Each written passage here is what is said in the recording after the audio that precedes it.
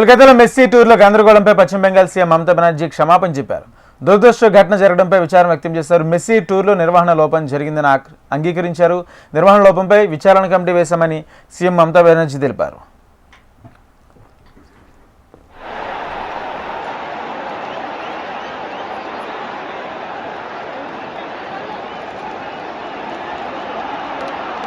ভাঙচুর হচ্ছে ভাই, আমরা মেসিকে কেউ দেখতে পারিনি, কেউ না। আমরা তো ছেড়েই দে, যারা 10,000 20,000 30,000 কেউ দেখতে পারিনি। ওই শাহরুখ খান কেউ আসেনি। এখন দেখ পুরো স্টেজের ভাঙচুর, এগুলো সব চেয়ার। বাইরে ইউনিট পাঠা।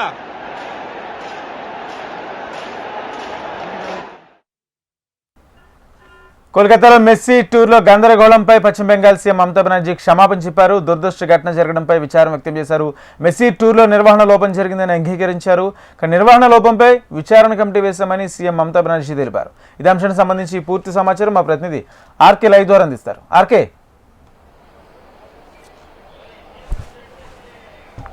రాజేంద్ర, ఏదైతే కోల్కతాలో మొదటిగా కూడా ఏదైతే మెస్సీ టూర్ అయితే ప్రారంభం కావడం జరిగింది, మెస్సీ టూర్ ప్రారంభమైన క్రమంలోనే అక్కడ అనుకోని విధంగా కూడా పెద్ద ఎత్తున గొడవ అయితే జరగడం జరిగింది. ఏదైతే మెస్సీకి సంబంధించిన పాల్గొన్న స్టేడియం ఏదైతే ఆ స్టేడియంలో అనుకున్న దానికన్నా అంటే మెస్సీ తొందరగా వెళ్లిపోవడం అనేది అక్కడ అభిమానుల్ని తీవ్రంగా ఆగ్రహానికి తీసుకురావడం జరిగింది, ఆగ్రహానికి గురి చేయడం జరిగింది. దీంతో ఒక్కసారిగా కూడా అక్కడ ఆగ్రహావేశాలు రావడంతో పాటు మొత్తం ఎక్కడికక్కడ బాటిల్స్ యూజ్ చేయడం, అలాగే ప్లకార్డులు చింపి స్టేడియంలోకి విసరడం ఇలాంటివన్నీ కూడా చేయడం జరిగింది. అయితే అప్పటికే మెస్సీ అక్కడి నుంచి వెళ్లిపోవడంతో నిర్వాహకులు ఊపిరి పీల్చుకోవడం జరిగింది. వాస్తవానికి నిర్వహిస్తున్న వాళ్ళు ఎవరైతే మెస్సీ టోర్నమెంట్ నిర్వహిస్తున్నారో ఈ టోర్నమెంట్ మొత్తాన్ని కూడా పూర్తిగా ప్రైవేట్ ఏజెన్సీ అయితే నిర్వహించడం జరుగుతుందో ఒక ప్రాపర్ ప్లానింగ్ లేకపోవడంతో ఇలాంటి ఇబ్బంది ఎదురైంది. ఎందుకంటే పాసులు మొదలుకొని ఒక షెడ్యూల్ ప్లానింగ్ వరకు కూడా ఎక్కడ కనీసం సమాచారం గానీ ఎక్కడ కూడా ఇవ్వకపోవడమే ఈ సమస్యకి ప్రధాన కారణంగా చెప్పొచ్చు. ఇప్పటి వరకు కూడా ఇటు హైదరాబాద్ లో కూడా ఇటు మీడియాకు పాసులు ఇవ్వడం కానీ ఏది కూడా చేయలేని పరిస్థితి. సో కోల్కతాలో కూడా సేమ్ ఇన్సిడెంట్ జరగడంతో ఒక్కసారిగా కూడా అక్కడ అందరూ కూడా స్టేడియంలోకి దూకడం, పోలీసులు వాళ్ళందరినీ కూడా అదుపు చేసే ప్రయత్నం చేయడం జరిగింది. ప్రత్యేకమైన బెటాలియన్లను తీసుకొచ్చి స్టేడియంలో మోహరించి అందరినీ కూడా అక్కడి నుంచి పంపించి వేయడంతో ప్రశాంతమైన వాతావరణం అయితే నెలకొంది. సో అక్కడ మమతా బెనర్జీ అక్కడ జరిగిన ఘటనకి పశ్చిమ బెంగాల్ ముఖ్యమంత్రి మమతా బెనర్జీ కూడా క్షమాపణ చెప్పడం జరిగింది. ఇటు మెస్సీతో పాటు ఎవరైతే అభిమానులు రావడం జరిగిందో వాళ్ళందరికీ కూడా క్షమాపణ అయితే చెప్పడం జరిగింది. ఒక్కొక్కరు కూడా 12,000 పైగా టికెట్ కొనుక్కొచ్చి కనీసం మెస్సీ 5 నిమిషాలు కూడా ఉండలేదు, వెళ్లిపోయాడు. దీంతోనే ఇక్కడ ఇంత పెద్ద ఎత్తున గొడవ అయితే జరిగింది అనేది అక్కడ అభిమానులు అయితే చెప్తున్న పరిస్థితి కనిపిస్తుంది. మరోవైపు వెస్ట్ బెంగాల్లో జరిగిన ఘటనతో హైదరాబాద్ లో హై అలర్ట్ అయితే అవడం జరిగింది. ముఖ్యంగా రాచకొండ కమిషనర్ ఇప్పటికే చాలా స్పష్టంగా చెప్పడం జరిగింది, ఎవరిని కూడా లోపలికి అలౌ చేయొద్దు, పూర్తి స్థాయిలో పాసులు ఉన్న వాళ్ళని మాత్రమే, అది కూడా పూర్తిగా క్షుణ్ణంగా తనిఖీ చేసిన తర్వాత మాత్రమే లోపలికి పంపించాలంటూ కూడా ఇప్పటికే రాచకొండ సిపి చెప్పడం జరిగింది. మరోవైపు ఎవరు కూడా వాళ్ళ వెంట వాటర్ బాటిల్స్ గానీ లేకపోతే ప్లకార్డ్స్ గానీ ఇలాంటివి ఏవి కూడా తీసుకురావద్దంటూ కూడా చెప్పడం జరిగింది. వాస్తవానికి ఏ మ్యాచ్ జరిగినా, అది క్రికెట్ మ్యాచ్ జరిగినా లేకపోయినా ఫుట్బాల్ సంబంధించిన మ్యాచ్ జరిగినా కూడా ఇటు రెస్ట్రిక్షన్స్, ప్రొహిబిటెడ్ ఐటమ్స్ అనేది చాలా స్పష్టంగా మెన్షన్ చేయడం జరుగుతుంది. సో ఆ మెన్షన్ చేసిన క్రమంలో ఇప్పుడు అక్కడ ఏదైతే వెస్ట్ బెంగాల్లో గొడవ జరిగిందో ఆ గొడవ నేపథ్యంలో ఇక్కడ మన పోలీసులు కూడా హై అలర్ట్ అయితే అవడం జరిగింది. ఎవరు కూడా స్టేడియంలోకి రాకుండా కూడా పూర్తి జాగ్రత్తలు తీసుకుంటున్నారు. మొత్తం 3,000 మంది పోలీసు సిబ్బందిని వినియోగించడం జరుగుతోంది. మరి కాసేపట్లో మెస్సీ శంషాబాద్ ఎయిర్పోర్ట్ కి అయితే రాబోతున్నారు. 4 గంటల సమయంలో అక్కడికి వచ్చిన తర్వాత అక్కడి నుంచి నేరుగా కూడా ఆయన ఫలక్నుమా ప్యాలెస్ కి వెళ్లడం జరుగుతుంది.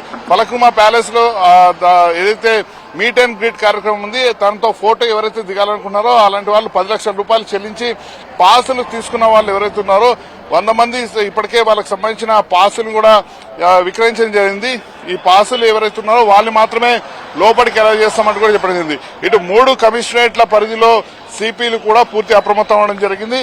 ఇటు శంషాబాద్ ఎయిర్పోర్ట్ నుంచి ఉప్పల్కి చేరుకునే వరకు కూడా పూర్తి స్థాయిలో భద్రత అప్రమత్తంగా ఉండాలంటూ కూడా ఇటు డీజీపీ శివధర్ రెడ్డి కూడా చాలా స్పష్టంగా చెప్పడం జరిగింది. లోపల మనం చూస్తున్నాం ఏర్పాట్లన్నింటినీ కూడా పూర్తి చేయడం జరిగింది. అయితే ఎవరైతే ఈ ప్రైవేట్ నిర్వాహకులు నిర్వహిస్తున్నారో వాళ్ళు మాత్రం ఎక్కడ కూడా కనీస నిబంధనలు కూడా పాటిస్తున్న సిచ్యువేషన్ అయితే కనిపించట్లేదు. వాళ్ళకి తోచిన విధంగానే వాళ్ళైతే పూర్తి స్థాయి షెడ్యూల్ అయితే చేసుకోవడం జరిగింది. ఇప్పుడు పోలీసులు కూడా మొత్తం కూడా తమ ఆధీనంలోకి తీసుకోవడం జరిగింది. మరి కాసేపట్లో అంటే 4 గంటల ప్రాంతంలో మొత్తం కూడా ఈ డీసీపీలు అందరూ కూడా వచ్చి ఈ ప్రాంతం మొత్తం కూడా పూర్తిగా కూడా పోలీసు వలయంలోకి అయితే తీసుకోవడం జరుగుతుంది. ఏదేమైనా కూడా ఇటు వెస్ట్ బెంగాల్లో జరిగిన ఘటన నేపథ్యంలో హైదరాబాద్ లో మాత్రం పోలీసులు పూర్తిగా హై అలర్ట్ అవ్వడం జరిగింది.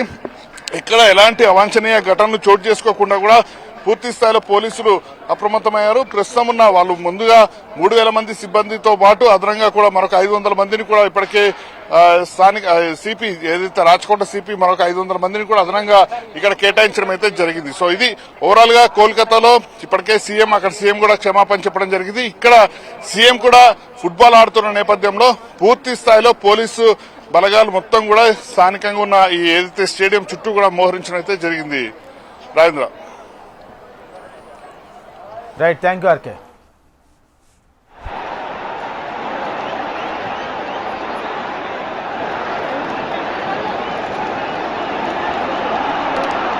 ভাঙচুর হচ্ছে ভাই, আমরা মেসিকে কেউ দেখতে পারিনি, কেউ না। আমরা তো ছেড়েই দে, যারা 10,000 20,000 30,000 কেউ দেখতে পারিনি। ওই শাহরুখ খান কেউ আসেনি। এখন দেখ পুরো স্টেডিয়াম ভাঙচুর হয়ে এগুলো সব চেয়ার। বাইরে ইউনিট দে, বাইরে ইউনিট পাঠা।